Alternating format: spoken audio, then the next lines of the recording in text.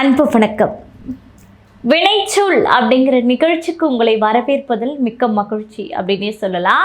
அதாவது 2016 உருவாக்கப்பட்ட நாம் தமிழர் கட்சியினுடைய ஆட்சி வரைவு, அதுல 49 விடயங்கள் பேசப்பட்டுள்ளது அப்படின்ற விஷயத்தில் முதலில் இருக்கக்கூடிய ஒரு 2 விடயங்கள் என்ன அப்படின்னு பாத்தீங்கன்னா, தலைநகரை மாற்றுவோம், தமிழகத்தையே மாற்றுவோம் அப்படிங்கிறது தான் முதல் விடயம்.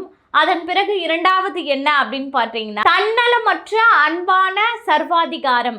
அதன் பிறகு இரண்டாவது விஷயம் என்ன அப்படின்னு பார்த்தீங்கன்னா, தன்னலமற்ற அன்பான சர்வாதிகாரம்.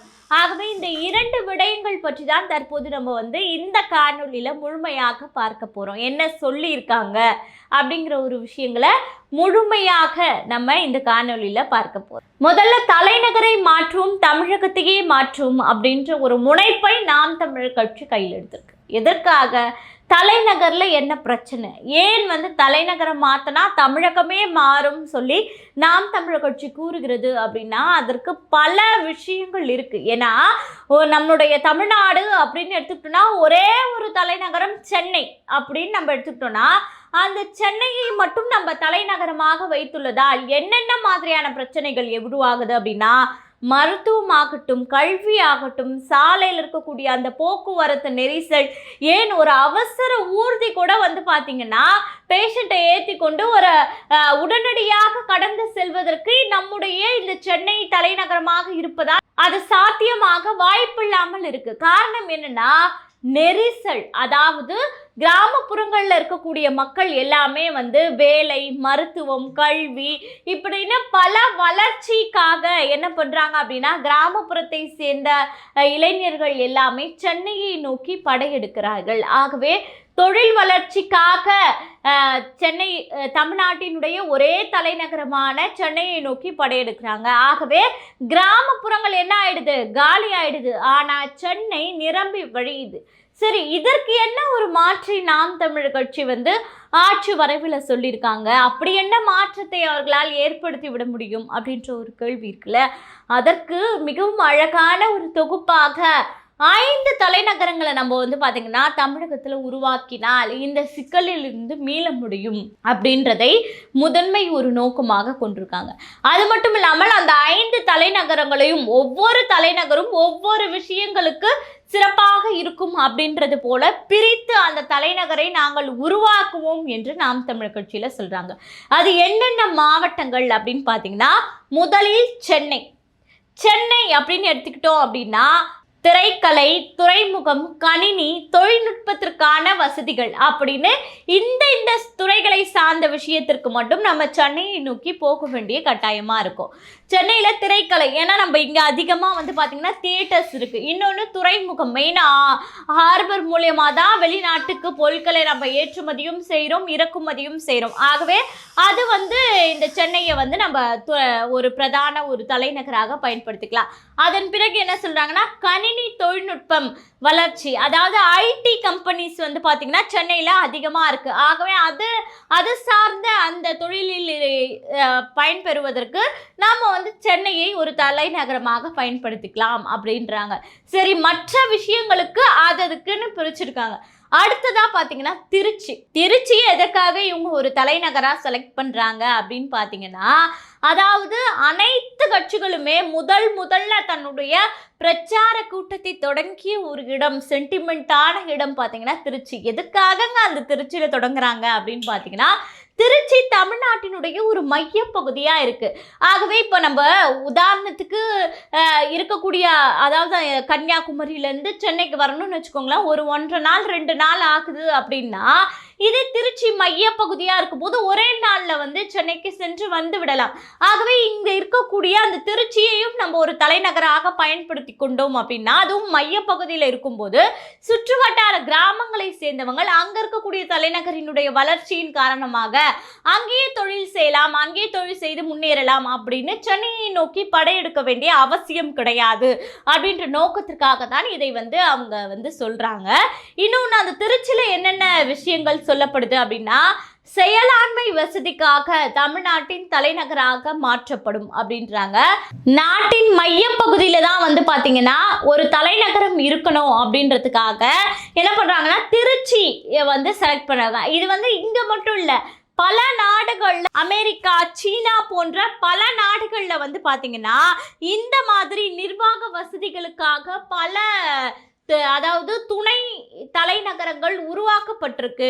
ஒரே ஒரு தலைநகரம் அப்படின்லாம் இல்லை. அமெரிக்கா, சீனா போன்ற வளர்ந்த நாடுகளில் கூட பார்த்தீங்கன்னா பல துணை தலைநகரங்கள் இந்த மாதிரியான வசதிகளுக்காக உருவாக்கப்பட்டிருக்கு அப்படின்றாங்க. அதற்கு அடுத்தபடியாக என்ன சொல்கிறாங்கன்னா கோவை அப்படின்னு எடுத்துக்கிட்டோம்னா தொழில் வர்த்தகத்திற்கான தலைநகராக விளங்கும் அப்படின்னு சொல்கிறாங்க. தொழில் அப்படின்னு எடுத்துக்கிட்டோம்னா இப்போ இந்த பனியன் அந்த மாதிரியான தொழில்கள் அப்படின்னு, அதாவது துணி சார்ந்த தொழில்கள், நெசவு சார்ந்த தொழில்கள், அது மட்டும் இல்லாமல் பல இந்த பிளாஸ்டிக் பொருட்கள் இந்த மாதிரியான உருவாக்குற விஷயங்கள் எல்லாமே பார்த்தீங்கன்னா கோவையில் அதிக அளவில் தொழில் ரீதியான இந்த வர்த்தகங்கள் நடைபெற்று கொண்டிருக்கு. ஆகவே வந்து பார்த்தீங்கன்னா கோவையை வந்து பார்த்தீங்கன்னா இந்த தொழில் ரீதியான வர்த்தக தலைநகராக மாற்றணும் அப்படின்னு நாம் தமிழர் கட்சி சொல்லுது. அப்போ இந்த மாதிரியான தொழில் செய்யணும், இல்லை தொழில் வளர்ச்சி அடையணும் அப்படின்னு நினைக்கிறவங்க இந்த தலைநகராக இருக்கக்கூடிய கோவையை நோக்கி படையெடுப்பாங்க. அப்போ இங்க சென்னைக்கு முழுமையாக ஒரே ஒரு தலைநகரை மட்டுமே வச்சுக்கொண்டு சென்னைக்கு தான் எல்லாத்துக்குமே வரணும் அப்படின்றதால தான் ஒட்டுமொத்த கிராமமும் காலியாகி சென்னையை நோக்கி படையெடுக்குது. இங்க போக்குவரத்து நெரிசல், மக்கள் தொகை நெரிசல் அப்படின்னு அதிகமாக ஏற்பட்டு மக்கள் உயிரிழப்பு, அது மட்டும் இல்லாம ஒரு அவசரத்துக்கு கூட ஒரு விரைவா போக முடியாத ஒரு சூழ்நிலை இப்படியெல்லாம் ஏற்படுது. ஆக இப்படி பிரிக்கும் போது இது நிர்வாக வசதிக்கு மிகவும் ஒரு சுலபமாக ஏதுவாக இருக்கும் அப்படின்றது தான் நாம் தமிழர் கட்சி சொல்லுது. அதே போல மதுரை எடுத்துக்கிட்டோம்னா மொழி, கலை, பண்பாடு இதற்கு தலைநகராக விளங்கும். ஏற்கனவே நமக்கு தெரியும் தமிழர் பண்பாடு, தமிழரினுடைய வளர்ச்சி, தமிழரினுடைய தொன்மை, இதற்கெல்லாம் ஒரு சான்று நம்முடைய மதுரை அப்படின்னு சொல்லலாம். ஆகவே அந்த மதுரையில் வந்து பார்த்திங்கன்னா அகழ்வாராய்ச்சிகள், தமிழ் சார்ந்த விஷயங்களுக்கு, தமிழ் வளர்ச்சித்துறை இந்த மாதிரியான விஷயங்களுக்கு எல்லாமே வந்து பார்த்திங்கன்னா மொழியியல் சார்ந்த பல கட்டமைப்புகளை உருவாக்க அதற்கெல்லாம் வந்து பார்த்திங்கன்னா இந்த மதுரை ஒரு சிறந்த ஒரு தளமாக அமையும் அப்படின்றது நாம் தமிழர் கட்சியினுடைய ஆட்சி வரைவில் சொல்லப்பட்டிருக்கு.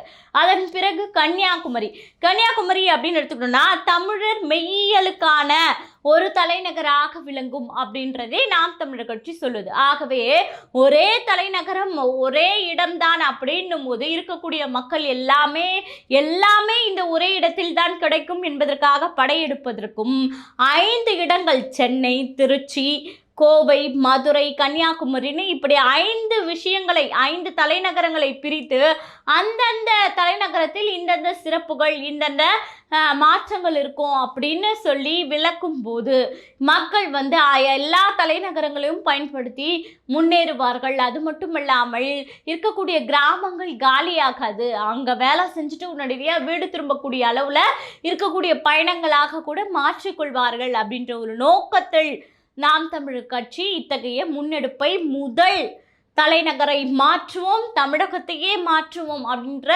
புரட்சியான ஒரு விஷயத்தை முதல் விடயமாக பேசியிருக்கு. அதன் பிறகு 2வது விடயம் அப்படின்னா தன்னலமற்ற சர்வாதிகார ஆட்சி அப்படின்றது தான். என்னங்க தன்னலமற்ற சர்வாதிகார ஆட்சி? அப்போ இதுவரை நடப்பது என்ன அப்படின்ற ஒரு கேள்வி இருக்குல்ல. அதற்கு ஒரு சிறந்த எக்ஸாம்பிள் ஒன்று சொல்கிறாங்க. என்ன அப்படின்னா, பெருந்தலைவர் காமராஜர் வந்து வைகை அணையை கட்டும்போது 20 கிராமங்களை சேர்ந்த மக்களை வெளியேற்றினாராம். வெளியேற்றி தான் இந்த வைகை அணையை அவர் கட்டியிருக்காரு. அவர் கட்டி அந்த திறப்பு விழாக்கு வரும்போது கிட்டத்தட்ட வந்து பார்த்தீங்கன்னா 300க்கும் மேற்பட்டோர் கருப்பு கொடி காட்டினாங்களாம் எதிர்ப்பை தெரிவிப்பதற்காக. அப்போ காமராஜர் நினைக்கிறாரா, சரி வாங்க நம்ம திரும்ப போயிடலாம், ஏன்னா மக்கள் வந்து கோபத்தில் இருக்காங்க போல அப்படின்னு நினைக்கும் போது அந்த அணைக்கு அருகில் போனோன்னு தான் தெரியுதா அங்கே கிட்டத்தட்ட ஒரு 10,000க்கும் மேற்பட்டோர் காமராஜர் வாழ்க அப்படின்னு சொல்லி கோஷங்களை எழுப்பினாங்களாம். ஏன் அப்படின்னா அந்த 300 பேர் எதிர்த்தது பெரிய விஷயம் கிடையாது, இங்கே அந்த 10,000 பேர் வாழ்த்துறாங்க இல்லையா. ஏன்னா இது வந்து இந்த வைகை அணை அப்படின்றது சும்மா ஒரு குடும்பத்துக்கோ 2 குடும்பத்துக்கோ கிடையாது, பல 100,000 குடும்பங்களை வாழ வைக்குது. ஆகவே அங்கே ஒரு 10,000 பேர் காமராஜர் வாழ்க அப்படின்ற விஷயத்தை பேசுகிறாங்க இல்லையா. ஆகவே இதுதான் ஒரு தன்னலமற்ற ஆட்சிக்கான சான்று அப்படின்றதை தான் நாம் தமிழர் ஆட்சி வரைவு எடுத்துரைக்குது. அதன் பிறகு அப்படி என்ன சொல்றாங்க அப்படின்னு பார்த்தீங்கன்னா, உலகத்திலேயே வளர்ந்த நாடுகள் எல்லாமே வந்து பார்த்தீங்கன்னா தன் குடி மக்களை அன்பான சர்வாதிகார முறையில தான் வைத்திருக்கும் அப்படின்றாங்க. நாட்டினுடைய வளர்ச்சிக்கும் முன்னேற்றத்திற்கும் ஒழுங்கிற்கும் கட்டுப்பாடற்ற ஆட்சி முறை தடையாக தான் இருக்கும் அப்படின்னு சொல்றாங்க. நாம் தமிழர் ஆட்சி ஒவ்வொரு குடிமகனினுடைய வளர்ச்சியையும் முன்னேற்றத்தையும் கருத்தில் கொண்டு அன்பான சர்வாதிகார முறையை வெளிக்கொண்டு வரும் அப்படின்றாங்க. ஆட்சி முறை அப்படின்ற ஒரு விஷயத்தை பதிவு செஞ்சிருக்காங்க. என்னன்னா, தன்னலம் சார்ந்த கொடுமையான ஆட்சி முறையில் நாம் வாழ்ந்து கொண்டிருக்கோம். அதுதான் இப்போ நடக்குது. என்னன்னா, தன்னுடைய குடும்பம் முன்னேறணும், தன்னுடைய இருக்கக்கூடிய உடன் இருக்கவர்கள் முன்னேறணும், தன்னுடைய வளர்ச்சி, தனிப்பட்ட வளர்ச்சி, சுயநலம், இப்படிதான் இது ஒரு விஷயத்தை அமல்படுத்தினால் இதன் மூலம் வந்து நமக்கு என்ன கிடைக்க போகுது, இந்த குடும்பத்துக்கு என்ன கிடைக்க போகுது, நமக்கு எவ்வளவு பணம் கிடைக்கும் அப்படின்று சுயநலத்துக்காக வாழக்கூடிய ஒரு ஆட்சியில தான் நம்ம கிட்டத்தட்ட எத்தனை ஆண்டு 70 ஆண்டு காலமாக அடிமைப்பட்டு கொண்டிருக்கோம். ஆனா இப்போ என்ன அவங்க சொல்றாங்கன்னா, நமது ஆட்சி முறை அப்படின்றது தன்னலமற்ற அன்பான சர்வாதிகார ஆட்சி முறை அப்படின்றாரு. அதற்கு ஒரு உரிய ஒரு உதாரணம் சொல்லியிருக்காங்க. அந்த உதாரணம் படிக்கும் போதே ரொம்ப அழகா இருக்கும் பாருங்களேன்.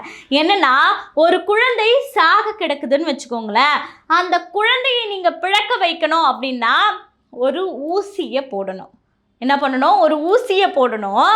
அந்த ஊசி யார்கிட்ட இருக்கு? மருத்துவரிடம் தான் இருக்கு. ஆகவே ஊசியை போட நினைக்கும் போது குழந்தைக்கு வலிக்கும்.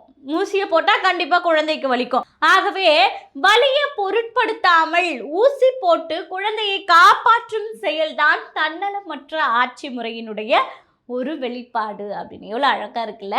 அதாவது ஒரு குழந்தை சாக போது, அந்த குழந்தைக்கு ஊசி தேவைப்படுது, ஆனால் அந்த ஊசியினுடைய வலியை அந்த குழந்தையால் பொறுத்து கொள்ள முடியாது என்றாலும் மருத்துவர் என்ன செய்வார்? அந்த குழந்தையின் உயிரை கருத்தில் கொண்டு எவ்வளவு வலியாக இருந்தாலும் பரவாயில்ல, அந்த குழந்தை பிழைக்கணும் அப்படின்றதுக்காக ஊசி போட்டு காப்பாற்றுறாங்களே.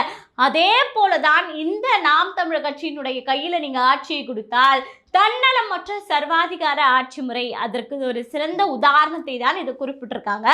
இன்னொன்று என்ன சொல்கிறாங்கன்னா, குழந்தைக்கு பாடம், ஒரு ஆசிரியர் ஒரு விடயத்தை கொடுத்து இதை 10 முறை எழுதிட்டு வாங்க அப்படின்னு சொல்லுவாங்க. அதை சொல்லும் போது அந்த குழந்தைக்கு கை வலிக்கும், ப்ளஸ் வந்து பார்த்தீங்கன்னா அந்த நோட்டு புத்தகமும் காலியாகும். இருந்தாலும் அந்த குழந்தை அதை செய்துட்டு வரும்போது அந்த குழந்தையோட கண்ணுக்கு எப்படி இருப்பாங்க? ஆசிரியர் வந்து பார்த்தீங்கன்னா ஒரு கொடூரமானவர் அப்படின்ற மாதிரியான அந்த குழந்தைக்கு மனப்பான்மை இருக்கும். ஆனால் அந்த குழந்தை அந்த 10 முறை எழுதியதால் அந்த குழந்தை அதை சாகும் வரை மறக்காது. ஆகவே இதுதான் தன்னலமற்ற ஆட்சி முறையினுடைய ஒரு எடுத்துக்காட்டு அப்படின்ற ஒரு விஷயத்தையும் நாம் தமிழர் கட்சி வந்து தன்னுடைய ஆட்சி வரைவில் குறிப்பிட்டிருக்காங்க. அதுக்கப்புறம் வந்து பார்த்தீங்கன்னா பனை, அதே மாதிரி ஒரு பனை எடுத்துக்கிட்டோம் அப்படின்னா மட்டையை கிழிக்காமல் அப்படியே பனை மரத்தை நம்ம வளர்த்துக்கிட்டே இருந்தோம்னு வச்சுக்கோங்களேன், அந்த பனை மரம் வந்து நமக்கு பயன் தராது. ஆகவே கத்தியை வைத்து அந்த மட்டையை கிழித்து விட்டால்தான் அந்த பனை வந்து நமக்கு பயன் தரும். ஆகவே அந்த பனைக்கு செதுக்குகின்ற முறைதான் தன்னலமற்ற சர்வாதிகார ஆட்சி முறை அப்படின்றாங்க. அதுக்கப்புறம் லீ குவான் யூ அப்படின்னு ஒன்று குறிப்பிட்டிருக்காங்க. அதில் என்ன சொல்கிறாங்க அப்படின்னா, விடுதலைக்கு முன்பாக வந்து பார்த்தீங்கன்னா ஆசிய கண்டம் இருக்குல்ல, அது வந்து தீண்டத்தகாத நகரம் அப்படின்னு இங்கிலாந்து சாம்ராஜ்யத்தால் மேலை நாடுகளில் கூறப்பட்ட சிங்கப்பூரை தான் பிரதமராக பதவியேற்றதும் யாரு? லீ குவான் யூ அப்படின்றவர் தான் பிரதமராக சிங்கப்பூரில் பதவியேற்றதும் ஆசிய கண்டத்திலேயே மிகச்சிறந்த நகரமாக லீ குவான் யூ மாற்றியமைக்க காரணம் அவரது தன்னலமற்ற சர்வாதிகார ஆட்சி தான் அப்படின்னு சொல்கிறாங்க. ஆசிய கண்டத்திலேயே ஒரு தீண்டத்தகாத நகரம் அப்படின்னு சொல்லப்பட்ட அந்த நகரத்தில் லீ குவான் யூ வந்து பிரதமராக பதவியேற்று ஆசிய கண்டத்திலேயே சிறந்த நகரமாக மாற்றினார் இல்லையா? அதற்கு காரணம் அவருடைய தன்னலமற்ற சர்வாதிகார ஆட்சி முறைதான். எவ்வளவு அருமையான பொன்முடிகள். அதன் பிறகு இன்னொரு உதாரணமும் சொல்கிறாங்க, செதுக்கி வளர்க்கும். என்ன செதுக்கி வளர்க்கும் அப்படின்னா, வெளிநாட்டுக்கு போகிற போது அங்க இருக்கக்கூடிய மக்கள் என்ன பண்றாங்கன்னா சட்ட திட்டங்களை அப்படியே கடைபிடிக்கிறாங்க. இங்க எச்சில் துப்பாதே, இங்க சிறுநீர் கழிக்காதே, இங்க சாலையை மகிழ்ந்தோ அல்லது வேற ஏதாவது வாகனங்களோ இந்த கிலோமீட்டர் வேகத்துல தான் கடந்து செல்லணும் அப்படின்னு சொல்லும் போது அதை அப்படியே வந்து பார்த்தீங்கன்னா கடைபிடிப்பாங்க. ஏன் அப்படின்னு கேட்டிங்கன்னா, இந்த இடத்துல இருந்து அந்த இடத்துல போகும்போது ஒரு முன்ன பின்ன மோதிக்கிட்டு போகிறதெல்லாம் வந்து பார்த்திங்கன்னா நம்ம தமிழ்நாட்டில் நம்ம இந்தியாவில் தான் நடக்கும். இதே உதாரணத்துக்கு போன வாரம் பார்த்திங்கன்னா சீனாவில் ஒரு மிகப்பெரிய டிராஃபிக் ஜாம், அது கிளியர் ஆவதற்கே 1 வாரம் ஆச்சு. ஆனால் நீங்கள் அந்த டிராஃபிக் ஜாமினுடைய புகைப்படங்களை வெளியிட்டாங்க. அந்த புகைப்படங்களை பார்க்கும்போது ஒவ்வொரு காரும் வந்து பார்த்தீங்கன்னா ஒன்றின் பின் ஒன்றாக அந்த வரிசையாக கோடு போட்டது போல நிற்கும். ஏன்னா அங்கே வந்து நீங்கள் இந்த தவறுகளை செய்தால் நீங்கள் கைது செய்யப்படுவீங்க அப்படின்ற ஒரு சட்டம் இருக்கு. எச்சல் துப்புனா கைது செய்வீங்க, பொது வழியில் வந்து சிறுநீர் கழித்தால் கைது செய்வாங்க. இந்த மாதிரி வண்டி இத்தனை கிலோமீட்டர் வேகத்திற்கு அதிகமாக ஓட்டினாலோ அல்லது இந்த மாதிரி முந்திக் கொண்டு சென்றாலோ கைது செய்யப்படுவார்கள். ஆகவே அந்த சட்டத்திட்டங்களை இங்கிருந்து போகக்கூடிய தமிழர்கள் கூட அப்படியே ஃபாலோ பண்ணுவாங்க. ஆனால் அதே வெளிநாட்டு வாழ் தமிழர்களோ அல்லது இங்கே இருக்கக்கூடிய தமிழர்களோ அங்கே போயிட்டு வந்த பிறகு அந்த ஏர்போர்ட்லேருந்து வெளியே வந்த உடனே அந்த விஷயங்களை அப்படியே தூக்கி போட்டு இங்கே இருக்கக்கூடிய நடைமுறை எப்படியோ அந்த நடைமுறையை பயன்படுத்துகிறாங்க. ஆகவே வந்து இங்கே வரவங்க அதை அப்படியே தூக்கி எறிந்து விட்டு இந்த நடைமுறையை பயன்படுத்துகிறாங்க. ஆகவே வந்து பார்த்திங்கன்னா என்ன செதுக்கி வளர்க்கும்னா அங்கே இருக்கக்கூடிய அந்த கட்டுப்பாடுகள் அதே வீரியத்தோடு இங்கேயும் இருந்தால் எங்கு சென்றாலும் எவராக இருந்தாலும் அதை தானே கடைபிடிப்பார்கள். ஆகவே இத்தகைய தன்னலமற்ற சர்வாதிகார ஆட்சி தான் நாம் தமிழர் கட்சி அமைக்கும் என்பதை உறுதியளிக்கிறது. அடுத்து மக்களின் நலன். அவங்க என்ன சொல்றாங்கன்னா, எங்களுடைய நோக்கமே என்ன அப்படின்னா, நாம் தமிழர் கட்சி ஆட்சிக்கு வந்தால் முழுக்க முழுக்க மக்களின் நலன் என்ன தேவை என்பதை மட்டுமே யோசித்து அதற்கான வேலைகளை மட்டுமே செய்யும் அப்படின்றதை ஒரு உறுதிமொழியாக கொடுக்குறாங்க. அதன் பிறகு அதிகாரம் மிகவும் முக்கியமான ஒரு விஷயம். அதிகாரம் மிக வலிமையானது, எமது அதிகாரம் மக்களுக்கானது. இந்த வார்த்தையை அதிகாரம் என்ற வார்த்தைக்கின் கீழ் வந்து பதிவிட்டிருக்காங்க. ஆகவே அதிகாரம் என்னதான் வலிமையானது என்பது எல்லாருக்குமே தெரியும். அப்படி வலிமையான அதிகாரமாக இருந்தாலும் அந்த அதிகாரம் எம்முடைய மக்களுக்கானது அப்படிங்கிற ஒரு விஷயத்தை பதிவிட்டிருக்காங்க. இன்னொன்று, புலவர் கலிய பெருமாள் வந்து ஒரு வார்த்தையை பயன்படுத்திருக்காரு. என்னன்னா, மக்களை திரட்டி அரசியல் படுத்தாமல் புரட்சியை முன்னெடுக்க முடியாது அப்படின்ற ஒரு வார்த்தையை கலிய பெருமான் அவர்கள் எழுதியிருக்கிறார். ஆகவே ஒவ்வொரு மக்களையும் நம்ம வந்து திரட்டி அவர்களை அரசியல் படுத்தி அரசியல் நெறிமுறைப்படுத்தி அவர்களை கொண்டு வந்தால் மட்டுமே இத்தகைய ஆட்சி மாற்றங்கள், இந்த நாம் தமிழர் கட்சியினுடைய ஆட்சி வரைவில் சொல்லக்கூடிய இந்த தன்னலமற்ற ஆட்சி தலைநகரமை மாற்றினால் தமிழகமே மாறும் என்ற விஷயங்கள் எல்லாமே சாத்தியமாகணும். அப்படின்னா மக்களை, இருக்கக்கூடிய தமிழ் மக்களை நாம் ஒன்று திரட்டி அணி திரட்டி அவர்களை அரசியல் படுத்தி அவர்களிடம் இத்தகைய கருத்துக்களை கொண்டு போய் சேர்த்தால் மட்டுமே இது நம்முடைய 2026 தேர்தலில் நாம் தமிழர் கட்சி தமிழர்களுக்கான ஆட்சியாக அமைவதற்கு ஒரு வாய்ப்பாக அமையும் என்பதுதான் இந்த புலவர் கலிய பெருமாள் அவர்களினுடைய வார்த்தை நமக்கு எடுத்துரைக்கிறது. ஆகவே வந்து இத்தகைய நல்ல இந்த பதிவுகளை எல்லாம் மக்களிடம் கொண்டு போய் சேர்த்து தமிழை வாழ வைப்போம், தமிழரையே ஆள வைப்போம் என்பதற்கிணங்க நம்ம வந்து இந்த விஷயங்களை எல்லாம் முன்னெடுத்து முன்கொண்டு சென்றால்தான் ஆட்சி மாற்றம் என்பது நடக்கும் அப்படின்றது தான் உண்மையான விஷயம். நன்றி, வணக்கம். அனைவராலும் கைவிடப்பட்ட தமிழ் தேசிய இனத்தின் மக்கள் நாம் என்ற மேதகு அவர்களின் மொழியை உள்வாங்கி நம் மக்களுக்கு திசை காட்டும் வழிகாட்டியாக உருவாக்கப்பட்டதுதான் இந்த கலங்கரை ஊடகம். YouTube, Instagram, Twitter, Facebook, TikTok என அனைத்து தளங்களிலும் இயங்கக்கூடிய இந்த கலங்கரை ஊடகத்தை 195 நாடுகளிலும் வாழக்கூடிய தமிழ் மக்கள் சப்ஸ்கிரைப் செய்து தங்களுடைய பேராதரவை தர வேண்டும் என்று அன்புரிமையோடு கேட்டுக்கொள்கிறோம். நன்றி, வணக்கம்.